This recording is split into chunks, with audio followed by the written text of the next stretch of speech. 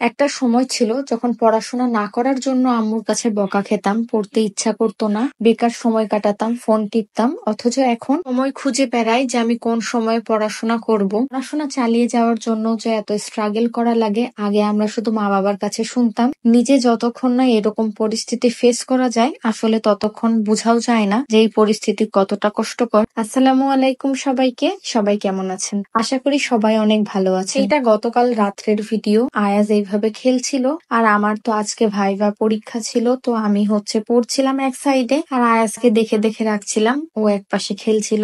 ও চুপচাপ থাকে, নিজের মতো খেলে, শুধুমাত্র ওকে একটু দেখে রাখা লাগে, হুটহাট মুখে কিছু দিয়ে দিল নাকি বা পড়ে গেল নাকি, এইগুলাই। এরপরে আয়াজ রাত্রে ঘুমিয়ে গেছিল, আর আয়াজ ঘুমিয়ে গেলে আমি লাইট অফ করে দিই, কারণ রুমে যদি লাইট জ্বলতে থাকে তখন আয়াজের হুটহাট যদি চোখ খুলে যায় তখন ওর ঘুম ভেঙে যায়, ও একদম উঠে বসে যায়, রাতকে রাত মনে করে না। আর যদি লাইটটা অফ থাকে তখনও তাকানোর পরে আবার ঘুমিয়ে যায়। তো এই যে পাশে আয়াজ ঘুমিয়েছিল, আর আমি এই লাইটেই পড়ছিলাম। অবশ্য এখন দেখতে দেখতে অভ্যাস হয়ে গেছে, যদিও একটু কষ্ট হয় পড়তে, কিন্তু কি আর করার, আয়াজ ঘুমিয়ে থাকলে তো পড়া ভালো মতো পড়া যায়, ও জেগে গেলেই তো গেল।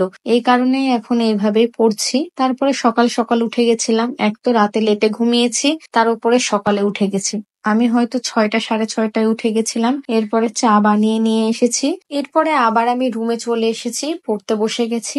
আর দেখেন আমার রুমের অবস্থা কি, একদিকে বই, একদিকে নোট, একদিকে খাতা, ওই সাইডে আবার আয়াজের জিনিসপত্র, এক সাইডে আয়াজ নিজেই ঘুমাচ্ছে। আর ওই যে মাথার উপরে যে আয়াজের জিনিসগুলো, ফিডার, পানির বোতল, এগুলো সবসময় এখন রাখা লাগছে, কারণ ভোর রাতের দিকে আয়াজ উঠে যায়। গত রাত্রেও 4টার দিকে উঠে গেছিল আয়াজ, তখন ওকে খাইয়ে আবার ঘুম পাড়িয়ে দিয়েছি। কিন্তু এই খাওয়ানো, ঘুম পাড়ানো এগুলো করতে যেয়ে আবার 30-40 মিনিট লেগে যায়, তার উপরে আমার ঘুমটা ভেঙে যায়। কিন্তু কিছুই করার নাই, এটাই জীবন, এইভাবেই চলা লাগবে এখন। তো আয়াজ ঘুমিয়েই ছিল, আমি পড়ছিলাম, চা খাচ্ছিলাম। আমার 9টার দিকে ভাইভা শুরু হবে, আমাকে ভাইভা দিতে যাওয়া লাগবে। আজকে অনেক বেশি টেনশনে ছিলাম। ভাইভার টেনশন তো ছিলই, তার সাথে টেনশন ছিল যে অনেক লং টাইম বাইরে থাকবো। আমি আজকে বাসা থেকে বের হয়েছিলাম 9:45টার দিকে, কারণ 9টার দিকে আমার ভাইভা শুরু হয়ে যাবে। আর এরপরে বাসায় এসেছি মনে হয় 1:15টার দিকে। তো এই পুরো টাইম আমি চিন্তা করছিলাম এতক্ষণ আয়াজ কি করছে, যদিও আয়াত আজকে একদমই জ্বালায়নি বাসার কাউকে,